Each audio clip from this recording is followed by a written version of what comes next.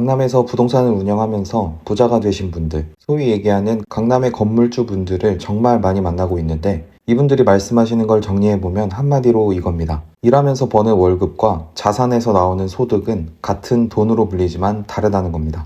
부동산 자산이 있는 사람과 없는 사람의 격차는 계속 벌어지고 있고 언젠가 소득이 끊기는 순간 그 차이는 더 크게 벌어질 겁니다. 오늘은 많은 분들이 궁금해하시는 지금 집을 사야 되는지, 사야 된다면 언제, 어떤 집을 사야 하는지에 대한 내용을 자세히 다뤄보겠습니다. 지금 서울 집값은 고점 대비 많이 떨어졌기 때문에 오르고 있는 어떻게 보면 좀 당연한 상황인데요. 하락장에서 대부분의 서울 아파트가 30%에서 40%씩 떨어졌거든요. 많이 떨어졌기 때문에 이 정도 가격이면 됐다 싶은 수요가 붙은 거고 많은 전문가들이 예측한 상황입니다. 원래 부동산이라는 게 시세 그 자체가 가장 중요하기 때문에 많이 떨어지면 그만큼 또 상승을 하게 되고 또 상승을 너무 많이 하게 되면 조정장이 오게 됩니다. 다만 금리나 다른 변수에 따라서 그 상승폭이나 하락폭이 달라질 수는 있습니다. 어쨌든 지금 강남 상구, 마용성, 강동 이쪽 위주로 이제 신고가 갱신이 먼저 이뤄지고 이미 경기도 핵심지로 번져갔습니다. 경기도에서는 하남, 광명, 과천, 성남 이쪽은 이미 눈에 띄게 상승 전환이 진행됐는데요. 만약 이 상승세가 평택, 오산, 안성, 시흥, 안산, 의정부, 파주, 양주 이런 곳까지 번져나가게 된다면 고점이 다가오는 상황이라고 판단할 수 있습니다. 하지만 아직은 이렇다 할 상승 거래가 이뤄지지는 않고 있습니다. 경기도에서도 입지가 좀 떨어지는 곳들은 호재라고 불릴 수 있는 요소가 많이 없기 때문인데요. 상승장에서 가장 많이 언급됐던 GTX나 반도체와 같은 큰 호재들이 이미 어느 정도 시세에 반영되어 있기 때문에 이걸 이길 만한 호재가 필요합니다. 일단 입지적으로 거리가 좀 먼 곳들은 사실 대세 상승장이 아닌 이상 서울처럼 크게 오르기가 어렵습니다. 여기가 올랐던 이유는 딱 하나인데요. 사고 싶은 지역이 비싸니까 밀리고 밀리다 보니 약간은 좀 떠밀려서 오른 경향이 있습니다. 이렇게 이런 현상이 나타나게 되면 그때는 이런 곳에 투자하시는 걸 좀 주의하셔야 됩니다. 지금 서울 강남 3구, 마포, 용산, 성동, 강동, 동작, 동대문 이런 곳들이 오르는 것들은 가격 하락에 대한 당연한 결과라고 할 수 있습니다. 앞으로도 여기는 공급이 계속 부족하기 때문에 매매가보다 전세가 시장이 더 크게 영향을 미칠 텐데요. 근데 여기서 전세가가 매매가를 밀어 올릴지는 장담할 수 없지만 계속적으로 공급이 줄어들면 전세가가 계속 자극을 받을 테고 일부 수요는 전세 대신 매매를 선택할 가능성이 높아질 수 있습니다. 그렇기 때문에 서울 수도권에 있는 주요 상급지들은 지금 일부 조정을 받더라도 계속적으로 우상향할 수밖에 없는 상황입니다.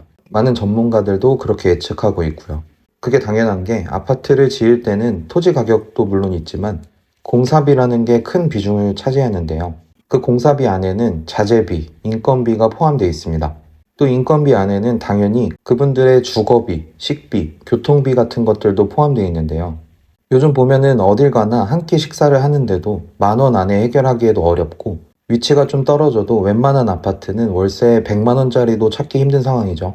택시나 지하철, 기름값 같은 모든 비용이 다 오르고 있기 때문에 이런 기본적인 것들이 다 부동산, 실물 자산에 그대로 반영될 수밖에 없습니다. 그렇다고 해서 모든 지역의 부동산이 서울 수도권 핵심지처럼 계속적으로 오를 거라고 생각하시면 안 되는데요. 광역시를 제외하고 일부 소도시들은 사실 상승할 수 있는 여력이 좀 부족한 건 사실입니다. 일단 입지를 판단할 때 많은 분들이 교통을 가장 먼저 꼽는데요. 그래서 지난 상승장에서 GTX 호재로 많이 오른 곳들 있죠. 근데 교통도 예를 들면 거리가 진짜 먼데 그 열차 하나로 인해서 빨리 접근할 수 있는 곳들이 있습니다.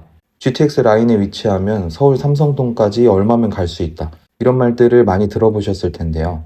이걸 이용해서 빨리 갈 수 있다는 이유만으로 여기는 교통이 좋으니까 오르겠네.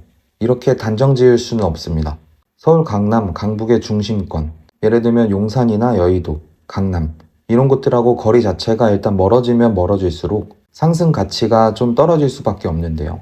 그게 사실 대중교통도 중요하지만 교통은 자차로도 이동할 수 있는 거리인가? 이것도 중요합니다. 절대적인 거리 자체가 멀어지면 아무래도 차로 이동하는 시간이 많이 걸릴 수밖에 없습니다. 그래서 상승장에서는 거의 비슷하게 올랐다고 하더라도 지금 서울 구축하고 경기도 외곽하고는 분위기가 다른 이유가 그겁니다. 예전에는 시세가 거의 비슷하고 오르는 비율도 거의 비슷했지만 지금 서울에 있는 구축단지가 더 많이 올라 있는 상황인데요. 그래서 여러분은 이런 부분도 충분히 고려를 하셔야 됩니다. 이건 단순히 제 개인적인 의견만 말씀드리는 게 아니라 모든 전문가들이 말씀하시는 부분입니다. 교통 다음에 또 중요하게 보셔야 될 부분이 인프라입니다. 인프라라고 하면 주변에 상업시설이 많이 있느냐, 이런 부분을 떠올리실 텐데 제일 중요한 부분이 단지 규모랑 학군입니다. 요즘 새로 지어지는 신축 단지에 가보시면 예전에 우리가 보던 단지들이랑은 너무 차이가 많이 납니다. 일단 아파트 조경에서부터 주차장은 당연히 지하에만 있고요. 어디는 조식을 주는 곳도 있고 헬스는 기본에 골프랑 사우나, 심지어 도서관이나 카페가 있는 곳도 있습니다. 또 단지 규모가 크다 보면 주민들끼리도 커뮤니티가 잘 형성되는데요. 광교맘이나 동탄맘 많이들 들어보셨죠? 이분들이 단순히 우리 아파트 좋아, 그래서 비싼 거야, 이런 말씀만 하시는 분들이 아닙니다. 특히 온라인으로 미치는 영향력이 엄청나기 때문에 이분들을 주 고객층으로 하는 온라인 사업체들도 규모가 엄청납니다. 그래서 돈을 좀 더 쓰더라도 이렇게 커뮤니티가 좀 크게 형성된 신축 대단지로 수요가 몰리고 있습니다. 그래서 여러분은 앞으로 발전 가능성이 있는 대규모 택지 개발 사업이 진행 중인 곳, 이곳에 주목을 하셔야 되는데요. 서울로 예를 들자면 입주를 앞두고 있는 둔촌주공이나 동대문 이문 휘경, 흑석 이런 곳들, 재개발, 재건축이 활발하게 일어나고 있는 이런 지역에 집중을 하시는 게 좋고요. 경기도에서는 가장 입지가 좋다고들 말하는 성남 구도심의 재개발 사업, 여긴 거의 서울 생활권이라고 봐도 되는 곳이기 때문에 꼭 한번 보셔야 됩니다. 그리고 용인 수지나 기흥, 이쪽도 앞으로 대규모 사업이 계속 잡혀 있어서 좋다고 보고요. 한강변에 접해 있는 구리 쪽도 주목하시면 좋을 것 같습니다. 그 다음은 앞서 말씀드린 학군입니다. 학군이 좋아야 된다는 말은 다들 많이 들어보셨을 거예요. 대표적으로 대치동, 목동 학원가 같은 곳들 있죠. 여긴 아무리 오래된 구축이라도 전세나 월세 수요가 정말 꾸준합니다. 내가 여기에 집은 못 사더라도 어떻게든 이 동네에 거주하려고 하는 이유가 뭘까요? 교육 여건, 이걸 정말 무시할 수가 없는데요. 내 아이들을 조금이라도 더 좋은 곳에서 교육하고 싶은 마음은 누구나 있습니다. 만약 여러분이 자녀를 키우고 계신데 경기도 어디에 초등학교, 중학교, 고등학교가 딱 하나씩 있는 아파트에 전세든 매매든 어쨌든 이 가격이랑 대치동 학원가 바로 앞에 있는 아파트 가격이 비슷하다면 어딜 선택하시겠어요? 아마 1초의 고민도 없이 바로 대치동 아파트를 선택하실 거예요. 그렇다고 해서 지금 여유 자금이 없는데 대치동이나 목동의 아파트를 바로 사실 수는 없기 때문에 조금 급지는 떨어지더라도 학군, 학원가가 잘 형성되어 있는 곳에 집중을 하시면 좋습니다. 대표적으로 평촌 학원가나 일산 학원가가 있는데요. 이 지역들은 1기 신도시를 대표하는 지역들인 만큼 정비 사업에 대한 기대감도 높습니다. 대지 지분이 좋아서 사업성이 괜찮다면 이런 곳들에는 가격이 덜 오른 지금 같은 시기에 고려해 보시는 것도 좋은 방법입니다. 많은 분들이 이렇게 말씀하실 텐데요. 지금 돈이 얼마 없는데 어떻게 이런 데에 집을 사냐? 이게 가장 큰 문제죠. 부동산 손님들 중에는 소위 말하는 흑수저부터 시작해서 지금은 자산가가 되신 분들 얘기를 들어보면 젊어서 돈을 벌 때 바짝 투자해야 된다, 이런 말씀을 많이 하시는데요. 그분들이 사용하시는 전략, 그리고 저뿐만 아니라 많은 분들이 사용하시는 실전 전략을 알려드리겠습니다. 우선 여러분은 아파트의 용도를 두 가지로 분리하셔야 됩니다. 주거용과 투자용. 쉽게 설명드리겠습니다. 일단 주거용. 여기에는 가장 적은 돈을 쓰셔야 됩니다.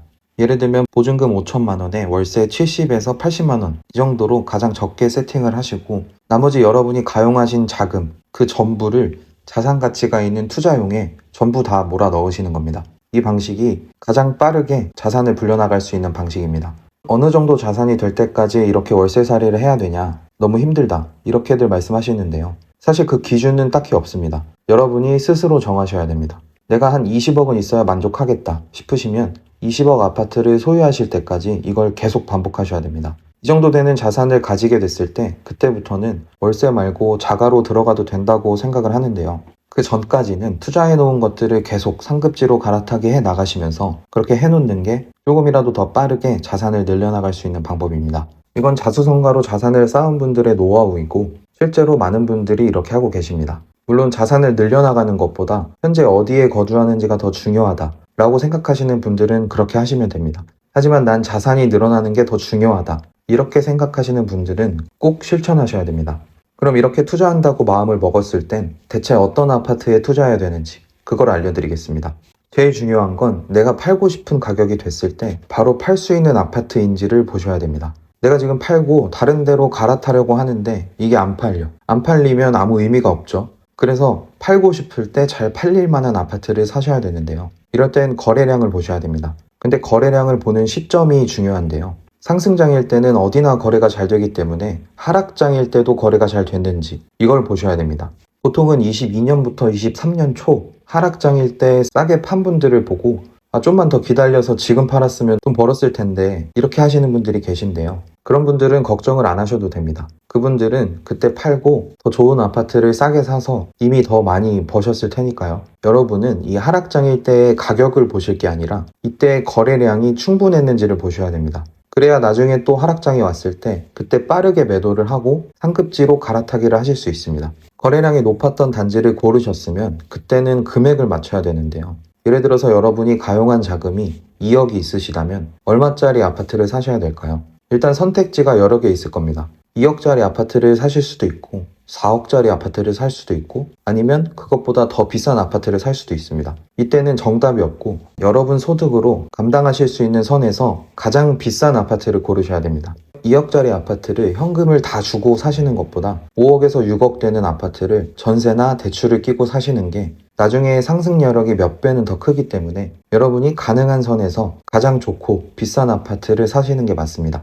다만 이게 생활이 어려울 정도가 되면 안 되기 때문에 대출을 받으실 거라면 월급에서 생활비를 제외하고 감당이 가능한지 먼저 체크를 하시고 그 기준을 딱 정하고 가셔야 됩니다. 그래야 어느 정도 추가로 저축도 가능하고 이번처럼 금리 변화가 클 때도 버틸 수 있습니다. 고객분들을 많이 만나다 보면 대체적으로 연세가 좀 있으신 분들이 투자에 대한 후회가 많이 있으신 것 같습니다. 사실 영원히 부동산 자산을 소유하지 않고 임차로 욕심 없이 사실 거라면 굳이 이렇게까지 하실 필요는 없습니다. 하지만 나중에라도 그때 투자 좀 해놓을 걸 이라는 후회를 하실 것 같으면 하루라도 빨리 부동산 투자를 하시는 게 좋다고 생각합니다. 그리고 요즘 좀 젊은 투자자분들을 보면 공통점이 있는데요. 이분들은 차에 대한 욕심이나 명품 이런 데 관심이 별로 없으세요. 내가 1억이면 대출을 좀 받아서 갭 투자를 하지 이런 마인드로 바뀌게 됩니다. 부동산 투자로 수익을 내보신 분들은 다들 아실 텐데 이게 만족도가 정말 다릅니다. 단순히 어떤 물건을 사고 팔았다는 느낌이 아니라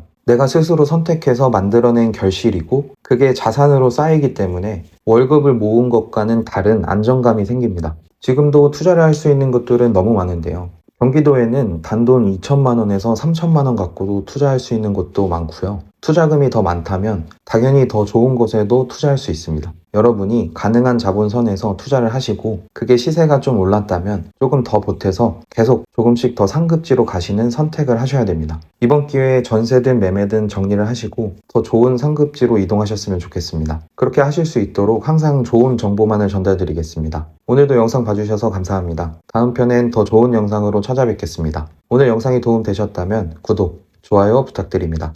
감사합니다.